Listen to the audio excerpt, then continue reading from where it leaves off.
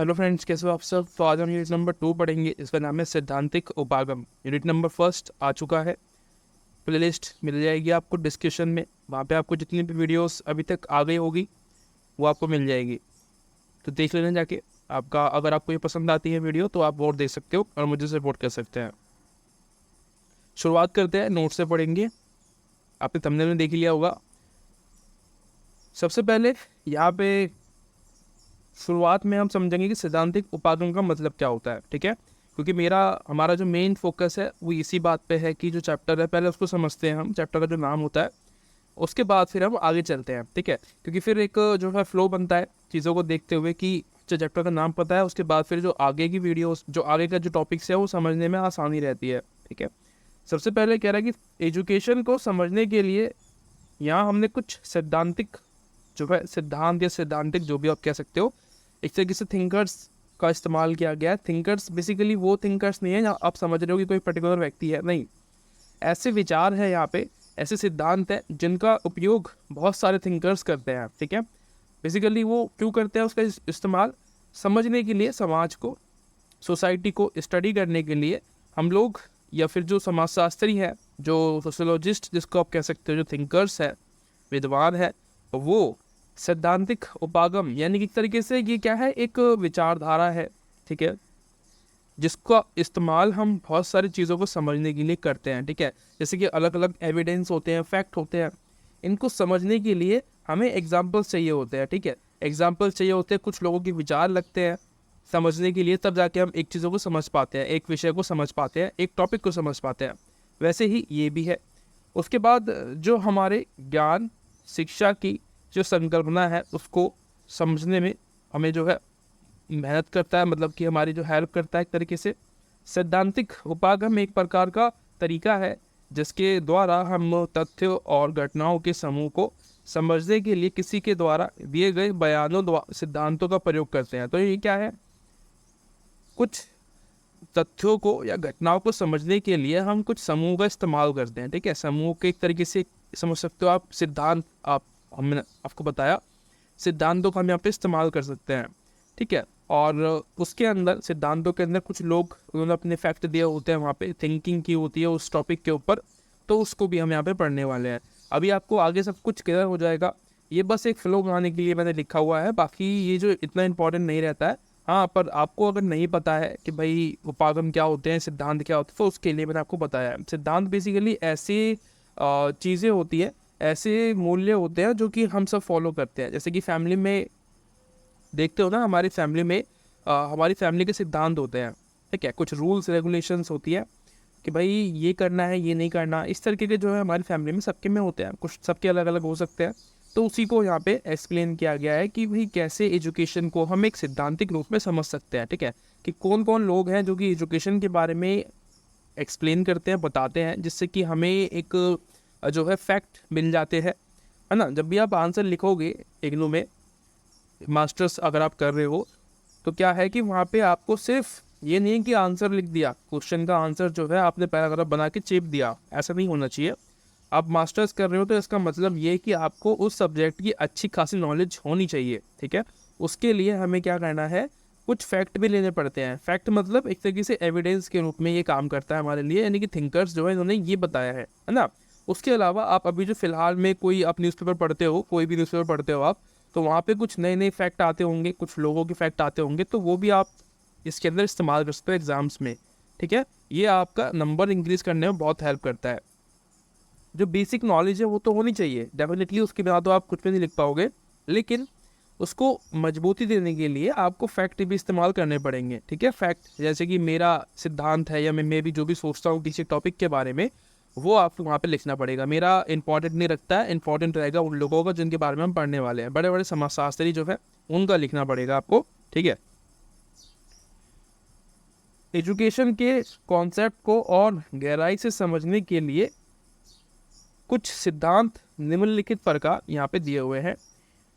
पहला है प्रकार्यवाद का सिद्धांत, ठीक है। पहले आप प्रकार्यवाद समझते हैं हम लोग कि क्या होता है। देखो, प्रकार्यवाद एक तरीके का सिद्धांत है, ये हमें पता चल गया कि भाई ये एक सिद्धांत है, ठीक है। उसके अलावा प्रकार्यवाद क्या कहता है?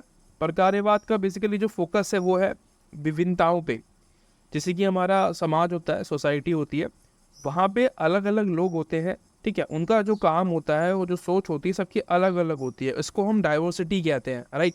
हमारी सोच अलग है, उसको डाइवर्सिटी कहेंगे। और फरकारेवाद में क्या आता है, जो हम काम करते हैं, ठीक है।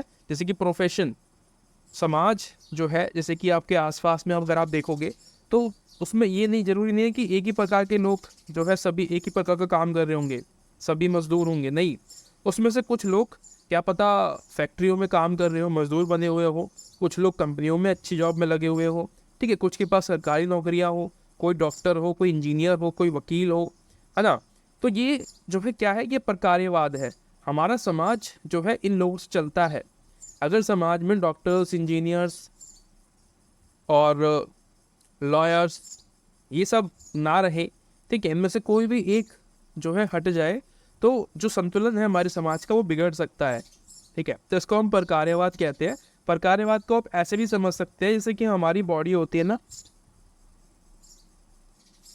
हमारी बॉडी को देखो आप, ठीक है, एग्जामिन करो, सोचो कि हमारी बॉडी है, हमारी बॉडी में इतने सारे पार्ट्स हैं, है ना। जैसे कि ऑर्गन्स जिनको हम कहते हैं, अपनी बॉडी के अंदर आप देखो, आपकी बॉडी के अंदर ऑर्गन्स होते हैं अलग अलग तरीके के, जैसे ये हार्ट है, ठीक है, उसके अलावा किडनी है, ठीक है, बहुत सारे ऑर्गन्स होते हैं। अगर इन ऑर्गन्स में से कोई भी एक ऑर्गन काम करना बंद कर दे तो इंसान भी काम करना बंद कर सकता है ना, वो भी जो है उसकी भी मृत्यु हो सकती है। तो ये क्या है, अगर बॉडी के अंदर, हमारी जो मानव शरीर है उसके अंदर सभी चीज़ें बराबर काम कर रही होती है, तब एक इंसान, मनुष्य जो है चल पाता है। ऐसे ही समाज भी है। समाज को आप एक बॉडी मान लो, शरीर मान लो कि वो एक शरीर है ना। और उसमें जो काम करने वाले लोग हैं समाज के अंदर, जैसे कि इंजीनियर्स हैं, डॉक्टर्स हैं, लॉयर हैं, एम्प्लॉयज़ हैं, है ना, श्रमिक है, ये सभी लोग जब साथ में मिलकर काम करते हैं, ठीक है, यानी कि वकील अपना काम कर रहा है ना, वो लोगों की केस लड़ रहा है, डॉक्टर लोगों को बचाने का काम कर रहा है ना, श्रमिक अपना वैसे काम कर रहा है कि भाई कोई भी सर्विस देनी है या प्रोडक्ट बनाने हैं तो उस पर लिए काम कर रहा है वो। अगर उसमें से कोई भी एक चीज़ डिसबैलेंस हो जाती है तो समाज ख़त्म हो सकता है, राइट। तो ये जो है समाज को बनाए रखने के लिए जो प्रकार्यवाद है वो ज़रूरी है। समाज में जो डाइवर्सिटी है, हमारी जो सोच में विभिन्नता है, वो भी ज़रूरी होनी चाहिए, है ना। अलग अलग काम कर पाए ताकि हम डॉक्टर्स बन पाए, इंजीनियर बन पाएँ, है ना, लॉयर्स बन पाए। तो ये इसीलिए प्रकार्यवाद इम्पॉर्टेंट हो जाता है। और ये प्रकार्यवाद जो है यहाँ पे क्यों पढ़ने को मिल रहा है हमें, क्योंकि हम समझ पाए कि कितना इंपॉर्टेंट है एजुकेशन हमारे लिए, है ना। एजुकेशन ही तो हमें बताता है कि आपका करियर क्या है, आपको क्या करना चाहिए, है ना। हम पढ़ते हैं, लिखते हैं, तभी तो हमें पता चलता है कि हमें क्या करना है, क्या नहीं करना है। अगर कोई पढ़ नहीं पाएगा तो वो डॉक्टर कैसे बन पाएगा, है ना। बिना पढ़े तो वो डॉक्टर नहीं बन सकता, और ना ही बिना पढ़े वो लॉयर बन सकता है, ना इंजीनियर बन सकता है। उससे ज्ञान तो होना चाहिए ना, उसके पास डिग्री होनी चाहिए उस चीज़ के लिए पर्टिकुलर। तो ये जो है हमारे लिए ये इसलिए इंपॉर्टेंट है क्योंकि यहाँ पे हम प्रकार्यवाद के बारे में समझते हैं कि समाज में, सोसाइटी में अलग अलग लोग चाहिए होते हैं, इसलिए हम स्टडी करते हैं, है ना, अपने अपने अलग अलग फील्ड में। जैसे कि 10वीं के बाद जब हम पेपर देते हैं तो 11वीं में हमारा एडमिशन होता है, ठीक है। एडमिशन क्या करते हैं हम लोग, वहाँ पे स्ट्रीम्स जो है स्ट्रीम्स चूज़ करते हैं कि भाई आर्ट्स लेनी है, कॉमर्स लेनी है, साइंस लेनी है। तो वो क्यों करते हैं हम, क्योंकि हमारे यहाँ एक इंटरेस्ट होता है कि भाई कोई व्यक्ति जो है आर्ट्स में जाना चाहता है तो वो आर्ट्स लेता है कि भाई मुझे इस फील्ड में कुछ काम करना है, तो कुछ अलग करना है। और जिनको जो है साइंटिस्ट बनना है तो वो साइंस लेते हैं, है ना, या फिर डॉक्टर वगैरह बनना तो वो साइंस लेते हैं। इंजीनियर वाले जो होते हैं वो कॉमर्स लेते हैं। तो उनका जो है अलग अलग फील्ड हो जाती है उसी टाइम। 11वीं में आपकी जो फील्ड्स होती हैं वो बढ़ जाती है, और हमारे मित्र जो होते हैं, दोस्त जो होते हैं, वो भी हमारे से अलग हो जाते हैं उस समय। तो ये प्रकार्यवाद है, ठीक है। बाकी मैंने तो आपको एक्सप्लेन कर दिया है जितना भी यहाँ पे लिखा हुआ था प्रकार्यवाद के बारे में। बाकी आपको अगर दिक्कत है तो आप इसको पॉज करके पढ़ सकते हैं, ठीक है। इतना पॉज कर दिया मैंने, इसको पॉज कर लो, उसके बाद फिर इतना, ठीक है। अगर आपको राइटिंग समझ में आ जाती है तो वो पढ़ लेना। सॉरी यार, मुझे बस मतलब इतनी ही इतना मतलब अच्छा नहीं लिख पाता मैं, राइटिंग अच्छी नहीं है मेरी, जल्दीबाजी में लिखते थोड़ा बहुत जो है दिक्कत आ जाती है, पता नहीं क्यों ऐसा होता है। उसके बाद हम बात करते हैं दूसरा सिद्धांत के बारे में, जो कि है द्वंद्व सिद्धांत। ये बेसिकली द्वंद्व क्या होता है, एक तरीके का कंपटीशन आप इसको समझ सकते हैं, ठीक है। द्वंद्व मतलब कंपटीशन। अब कंपटीशन किसके बीच में, अभी आप फिलहाल में देखो, अभी आप जो लिखा हुआ वो मत देखो, आप देखो फिलहाल में कंपटीशन क्या है। हम लोग पढ़ते हैं, ठीक है, हम सभी पढ़ते हैं, पढ़ने के बाद हम एग्ज़ाम्स देते हैं, ठीक है। जैसे कि पर्टिकुलर एग्ज़ाम है, कोई कोई जॉब के लिए एग्ज़ाम हो रहा है, तो वहाँ पे क्या करते हैं हम लोग सभी पढ़ के जाते हैं घर से और एग्ज़ाम देते हैं, साल साल पढ़ते हैं, एग्ज़ाम देने जाते हैं। वो एक तरीके का कॉम्पिटिशन है ना। हमें जैसे कि जॉब्स के लिए कुछ सीटें खाली होती है ना, मान के चलिए कि सिर्फ 100 सीटें ही खाली हैं, बच्चे जो हैं वहाँ पे लगभग 10,000 लोग हैं एग्ज़ाम देने वाले, एग्ज़ाम में बैठे हुए हैं 10,000 लोग हैं, हम सिर्फ 100 सीटें खाली हैं, यानी कि उसमें से सिर्फ 100 लोगों को ही जॉब मिलने वाली है, बाकी सब लोग बाहर निकल जाएंगे। एक तरीके कंपटीशन यहाँ पे आ जाता है, इसी को हम द्वंद्व कहते हैं कि भाई इतने सारे लोग हैं लेकिन सीट्स इतनी ही हैं, ठीक है, सिर्फ लिमिटेड सीट है, बहुत ही कम, 1% से भी कम सीट है जॉब में, लेकिन इतने सारे लोग वहाँ पे बैठे हैं, तो एक कॉम्पिटिशन हो जाता है ना। और हमें उसमें जीतने के लिए सबसे बेस्ट तैयारी करनी पड़ती है, सबसे अच्छे तरीके से हमें पढ़ना पड़ता है, एक्सप्लेन करना पड़ता है ना, रिप्रेजेंटेशन देना पड़ता है अच्छी तरीके से, तो वो द्वंद्व के अंदर आता है कि भाई हमारे लिए कंपटीशन है, पैदा हो गया है। उसी तरीके से अगर हम देखें कि एक कंपटीशन होता है आपके फादर का, है ना, आपके फादर कोई भी काम करते हैं, वो मेहनत करते हैं, कंपटीशन करते हैं, और लोगों से तब जाके वो पैसा कमा के लाते हैं। तो एक तरीके से क्या हो गया, यहाँ पे गरीब और जो अमीर है उनके बीच में एक तरीके का कंपटीशन चलता है हमेशा, है ना, कि जो गरीब व्यक्ति है वो उसका शोषण होता है हमेशा, आपको पता है उसके साथ गलत होता है कि भाई जो भी फ़ायदा होता है वो जो अमीर लोग होते हैं वो लेके जाते हैं, है ना, वो गरीब लोगों को, गरीब व्यक्ति को कुछ भी नहीं मिलता, वो बेशक कितना सारा काम करता है लेकिन उसको कोई फ़ायदा नहीं होता है उस चीज़ का, सिर्फ जितनी सैलरी उसको मिलनी है उतनी ही मिलती है, कोई प्रॉफिट एक्स्ट्रा अवार्ड उसको नहीं मिलता है।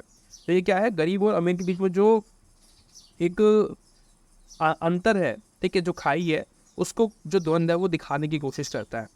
उसके अलावा कहना प्रकार्यवाद से ये अलग होता है, हमें पता चलेगा प्रकार्यवाद का मतलब क्या होता है, ठीक है, कि बॉडी में जो पार्ट्स होते हैं उसको प्रकार्यवाद कह सकते हैं, कि जैसे बॉडी के अंदर पार्ट होते हैं अलग अलग काम करते हैं, वैसे ही समाज में अलग अलग जो व्यक्ति है उनके काम बटे हुए होते हैं, उनकी भूमिकाएं अलग अलग होती हैं। इसके अनुसार समाज सतत असंतुलन की अवस्था में है, यानी कि समाज में क्या है, एक असंतुलन सा बना हुआ है, असंतुलन, यानी कि वहाँ पे आप गरीब देखते हो, एक अमीर देखते हो, यानी कि इनमें बड़ा फ़र्क है। अमीर के पास हर एक चीज़ होती है, ठीक है, वो खरीद सकता है, अपनी जितनी भी खुशियाँ हैं वो पैसों से खरीद लेगा, लेकिन गरीब नहीं खरीद सकता उस चीज़ को, ठीक है, और उसका शोषण होता है गरीब का हमेशा। उसके अलावा ये समाज को प्रबल और अधीन समूह के मध्य विभाजन के रूप में देखता है, यानी कि एक तो व्यक्ति प्रबल है, यानी कि उसके पास बहुत सारी पावर्स है, पैसा है तो पावर है, और दूसरे के पास कुछ भी नहीं है, वो अधीन है, यानी कि वो उसके नीचे काम कर रहा है एक नौकर की तरह। इसका जो दायरा होता है वो बहुत ज़्यादा बड़ा होता है, कहने का मतलब ये है, ठीक है, यानी कि व्यक्ति से राष्ट्रीय स्तर तक जो है आप इसको देखते हो, एक व्यक्ति से एक राष्ट्र के स्तर पे आप दोनों देखते हो, ठीक है। उसके अलावा पूंजीवाद वर्ग को श्रम शक्ति की ज़रूरत हमेशा रहती है, और जिनका शोषण करके वो मुनाफा कमाते हैं, मैंने आपको बता दिया ये वाला। तो उसके बाद कह रहे हैं कि एजुकेशन हमारे अंदर कौशल, ज्ञान, सूचना और भी चीज़ें हो सकती है को उजागर करती है, जिससे हमारा शोषण कम हो जाता है ना। एजुकेशन से आपको अपने जो राइट्स होते हैं वो पता चल जाते हैं कि भाई मेरे को ये राइट मिले हुए हैं कि कोई भी मेरा शोषण नहीं कर सकता, ठीक है। तो अगर आप एजुकेट हो जाते हो और आपको पता होता है कि मैं बिजनेस भी कर सकता हूँ, अगर आपको जो है आपके पास नॉलेज है किसी भी चीज़ की, किसी भी खास प्रोफेशन की, तो आप वो कर सकते हो, है ना। एजुकेशन आपको ये देता है, आपको ये हक देता है कि आप जो मन करे आप वो कर सकते हो, क्योंकि आपके पास स्किल होती है ना। तो स्किल के लिए हर एक व्यक्ति मरता है, ठीक है, सामने वाला जो व्यापारी है या कोई भी किसी भी कंपनी में, आपके पास अगर एक खतरनाक स्किल है, आपके पास उसके अच्छी पकड़ है, तो वो आपको आपकी मुँह मांगी जो रकम है ना, आपके लिए जो सैलरी है वो देने के लिए तैयार हो जाएगा, क्योंकि आपके पास स्किल है, नॉलेज है, स्किल है, एजुकेशन है। तो बहुत ही इंपॉर्टेंट यहाँ पे चीज़ें हो जाती हैं। इसलिए द्वंद्व जो है ये आपको सिखाता है कि लड़ना, जो परिस्थितियाँ हैं उससे फाइट करना सिखाता है हमें द्वंद्व, ये एजुकेशन का पार्ट हो गया। उसके अलावा अन्योन क्रियावाद, ये क्या है, व्यक्ति विशेष और समाज के आपसी संबंधों के वैकल्पिक परिप्रेक्ष्य के रूप में उभरा। व्यक्ति विशेष पर जोर देता है ये बेसिकली, ये जो है, ये जो सिद्धांत है एक तरीके का, ये व्यक्ति पे जोर देता है, एक खास इंसान पे, ठीक है। कुछ जो भी तक हम समाज, जो भी हम अभी तक टॉपिक पढ़ते हुए आ रहे हैं, वो जो टॉपिक्स जितने भी सिद्धांत थे, जैसे कि द्वंद्ववाद है और ये जो प्रकार्यवाद है, ये समाज पे फोकस करते हैं ना, पूरी सोसाइटी पे फोकस करते हैं, बाकी सिर्फ एक व्यक्ति पे फोकस नहीं करते हैं, उनका फोकस होता है समाज पे, क्योंकि ये पुराने सिद्धांत है। अब अन्योन क्रियावाद जो है एक नया सिद्धांत है, ठीक है, जिसके कारण ये व्यक्ति पे भी ध्यान देता है, बराबर व्यक्ति पे ज़्यादा फोकस करता है, यानी कि इसका मानना है कि व्यक्ति का भी एक अलग सोच नज़रिया है, उसको भी हमें मान्यता मिलनी चाहिए, देनी चाहिए, ठीक है। जैसे कि आज हमारा समाज है, हमारा जो कानून है, है ना, संविधान है, वो व्यक्ति विशेष पे आधारित है। ठीक है, आपकी भी सुनी जाती है वहाँ पे। ठीक है, क्योंकि हमारा जो समाज, हमारा जो संविधान है, हमारा जो देश है, वो लोकतांत्रिक गणराज्य है। ठीक है, लोकतंत्र मतलब जहाँ पे पॉपुलेशन ज़्यादा होती है उसकी भी बात सुनी जाती है। साथ साथ में जो लोकतंत्र में गणराज्य है, यानी कि गणतंत्र है, इंडिपेंडेंट है एक व्यक्ति, जैसे कि मैं इंडिपेंडेंट हूँ, मैं अकेला हूँ, ऐसा नहीं होगा हमारे देश में कि मेरी बात नहीं सुनी जाएगी, मेरी बात भी बराबर की वहाँ पे होगी। ठीक है, कानून के सम्मान, मेरी जो बातें हैं वो भी सम्मान रखी जाएंगी वहाँ पे। ठीक है, तो ये इसमें डिफ्रेंशिएट आपको देखने को मिलता है। उसके अलावा अन्योन क्रियावादी विधि सामाजिक इकाइयों को शामिल करके सूक्ष्म स्तरीय संरचनात्मक संबंधों की बजाय आसानी से गौर की जाने वाली प्रत्यक्ष आमने सामने यानी कि अंतक्रिया पर ध्यान केंद्रित करता है। तो ये क्या करता है बेसिकली, इसका जो स्टडी करने का जो तरीका है वो आमने सामने का है, प्रत्यक्ष रूप से। जैसे कि आप देखते हैं ना, इंटरव्यूअर्स जो न्यूज़ रिपोर्टर्स होते हैं, रिपोर्टर्स,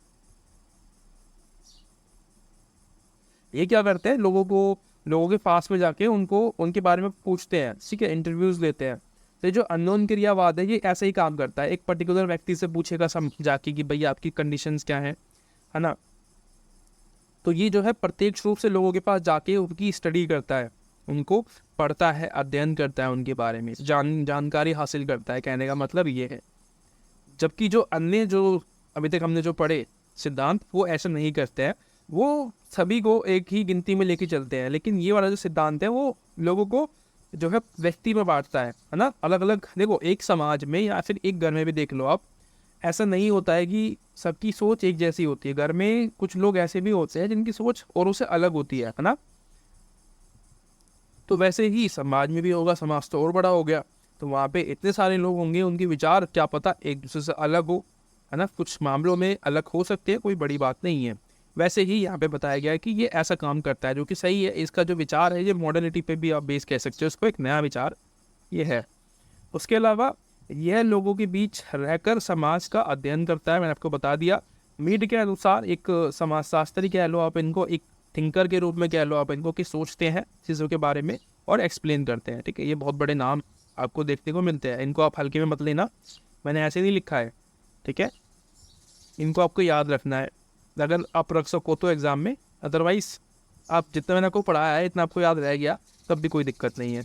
व्यक्ति विशेष खुद की छवि अपने द्वारा निभाने वाले भूमिका के माध्यम से निर्मित करता है। यानी कि व्यक्ति जो है ना, जो उसका खुद की जो एक छवि होती है, इमेजिनेशन जो अपनी प्रति वो बनाता है कि मैं कैसा व्यक्ति हूँ, वो भूमिका के द्वारा बनाता है। यानी कि सोसाइटी में उसका क्या रोल है उसके द्वारा। जैसे कि फैमिली में क्या होता है, आप एक भाई हो सकते हो, आप एक बहन हो सकते हो, है ना। तो कैसे हो गए, कहने का मतलब ये है कि आप या तो उम्र में उससे बड़े हो या छोटे हो, या जो भी आपका रिश्ता है, आप अपने घर में आपकी भूमिका अलग अलग होती है ना। जैसे कि एक आपका जो भूमिका है वो बच्चों वाली हो सकती है, अपनी फैमिली में बेटे है या बेटी है, आप उसमें से कोई भी एक हो सकते हो, है ना। अपने मम्मी पापा के लिए, अपने भाई बहनों के लिए आप भाई बहन हो सकते हो, है ना। तो ये अपने जो है चाचा के लिए, ताऊ के लिए आप भतीजे हो सकते हो, है ना। ऐसे ही अलग अलग हमारी भूमिका होती है समाज में, कि आपकी एक रोल, है ना। जब भी हम पैदा होते हैं तो हमारे साथ में एक रोल आता है हमारे अंदर, हमारे लिए, कि भाई ये आज से ये है, इस फैमिली के अंदर इसका दर्जा ये है ना। जैसे कि बड़ा बेटा होता है तो उसका एक दर्जा है बाप का, है ना, कि भाई वो बाप के समान है। एक जो बड़ा भाई होता है घर के अंदर, या बड़ी बहन जो होती है वो माँ के बाप के समान होती है। तो वैसे ही भूमिका को यहाँ पे एक्सप्लेन किया गया है। एक प्रकार के समूह में रहने से मनुष्य का जो ज्ञान और जो कौशल होता है वो लगभग सेम सा हो जाता है, लेकिन ऐसा नहीं है कि वो उसके विचार बदल जाए। उसके विचार थोड़े बहुत अलग हो सकते हैं, कुछ टॉपिक्स में, कुछ मामलों में वो अलग हो सकते हैं। जैसे कि अभी फ़िलहाल में एक प्रेजेंट अगर मैं आपको एग्जांपल दूं तो वो है पार्टियों का, है ना। पॉलिटिक्स में जो बच्चे हैं, फैमिली में कुछ जो लोग हैं, ठीक है, वो किसी और पार्टी को सपोर्ट करते हैं, लेकिन जैसे मेरे जैसा व्यक्ति है तो वो फैमिली में किसी और पार्टी को सपोर्ट करता है ना, बिल्कुल जो अपोजिट पार्टी है। जैसे कि मेरी फैमिली में किसी पर्टिकुलर समाज को या पार्टी को सपोर्ट कर रहे हैं, लेकिन मेरा जो मानना है वो कुछ और हो सकता है, मैं किसी और पार्टी को सपोर्ट कर रहा हूँ मैं, ठीक है। तो ये जो है ऐसा हो सकता है। उसके बाद उत्तर आधुनिकतावाद, ये क्या है, ये भी एक तरीके का मॉडर्न जो है आप कह सकते हो, ये पूरी तरीके से मॉडर्न थिंकिंग पे बेस्ड है, ठीक है, मॉडर्न थिंकिंग पे। जैसे कि हमने इससे पहले वाला जो पढ़ा अभी फ़िलहाल में, अभी जस्ट रिसेंटली जो हमने पढ़ा ये वाला, ये लगभग इसी के आगे का स्टेप है, ठीक है। ये लेवल जो है थोड़ा बदल गया है, वो अभी आया ना फिलहाल में, लेवल सबके निकलेंगे तो वही जो है इसका एक लेवल जो है ये आगे का हो गया है, उसी को हम पढ़ते हैं कि क्या है। उत्तर आधुनिकतावाद पूर्ण रूप से ये एक सिद्धांतिक परिप्रेक्ष्य के रूप में नहीं उभरा है, ठीक है। यानी कि पूर्ण तरीके से अभी एक सिद्धांत के रूप में नहीं आया है, क्योंकि मैंने आपको बताया अभी ये एक नेक्स्ट लेवल है, ठीक है। उसके अलावा समाज को समझने के लिए ये महासिद्धांतों यानी कि जो ग्रेट थ्योरीज होती है उनको नामंजूर करता है। यानी कि अगर हम बात करें सोसाइटी को स्टडी करने के लिए, तो ये बोलता है कि जो थ्योरीज दी हुई है ना ओल्ड लोगों के द्वारा, हम उसको नहीं मानेंगे, ठीक है। इसका मानना है कि कोई भी व्यक्ति, जैसे कि मैं हूँ, तो मुझे सोसाइटी को अपने एक्सपीरियंस के द्वारा समझना चाहिए, ठीक है। कि भाई मैं अपने समाज को लेके क्या सोचता हूँ, अपने देश को लेके मेरे अंदर क्या विचार हैं, तो ये मेरे एक्सपीरियंस से आने चाहिए, ना कि किसी की थ्योरी से। इनका ऐसा मानना है, ये बेसिकली निष्पक्ष चीज़ों पे ध्यान देते हैं कि भाई एक स्टूडेंट को इंडिपेंडेंट छोड़ दिया जाए, ठीक है, कि वो अपने एक्सपीरियंस से चीज़ों को लर्न करे, सीखे, उस पर ये बेस्ड होता है।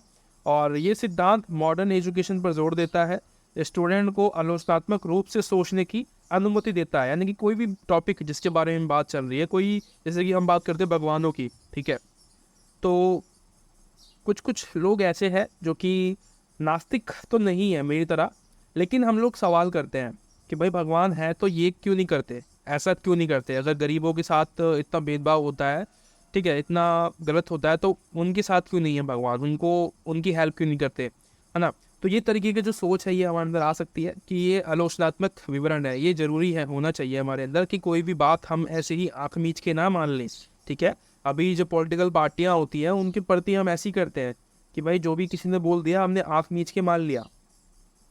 आपका जो फेवरेट पार्टी है या कोई भी कैंडिडेट है, ठीक है, प्राइम मिनिस्टर है, चीफ मिनिस्टर है, जो भी है, वो आपको कुछ कह रहा है, ठीक है, तो वो आपने उसको मान लिया आँख मीच के। आपने खुद जो है अपना जो एक्सपीरियंस था, जो अपनी नॉलेज थी, वो इस्तेमाल नहीं करी, बस उसकी जो कही हुई बातें हैं उस पर आप चल रहे हो।